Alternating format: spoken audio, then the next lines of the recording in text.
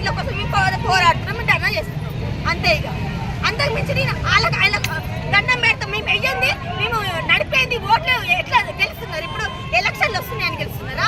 చెప్తున్నారా? దేనికి ఇవన్నీ ఎందుకు? అందరికీ నమస్కారం, పెద్దలందరికీ నమస్కారము. మనము డబుల్ బెడ్రూమ్ ఇళ్ల నిర్మాణం కంప్లీట్ చేసుకున్నాము. ఆ డబుల్ బెడ్రూమ్ లబ్ధిదారులను మనం ఆల్రెడీ ఎంపిక చేసుకున్నాము.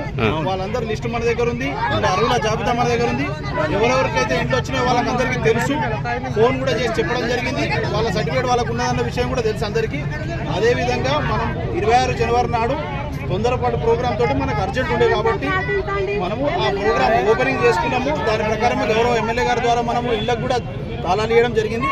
అదేవిధంగా ఎమ్మెల్యే గారు మనకు 3 రోజుల మిగతా వాళ్ళందరికీ కూడా పట్టా సర్టిఫికేట్లు ఇవ్వడం జరుగుతుందని చెప్పారు. కానీ పట్టా సర్టిఫికేట్లు ఇంకా ఏర్పాటు కాలేవు, వీటి మీద ఇంకా సంతకాలు కావాలి మనకు. కాబట్టి ఆగినాయి. ఇప్పుడు ఎమ్మెల్యే గారు మాతో ఫోన్లో కూడా మాట్లాడారు, ఆర్డీఓ గారితో కూడా ఫోన్లో మాట్లాడారు, గౌరవ ఎస్ఐ గారితో కూడా ఫోన్లో మాట్లాడారు. 3 రోజులలో మీరు వాళ్ళకి ఎట్టి పరిస్థితుల్లో ఇల్లు ఏమంటారు పట్టాలు ఇవ్వాలన్నారు.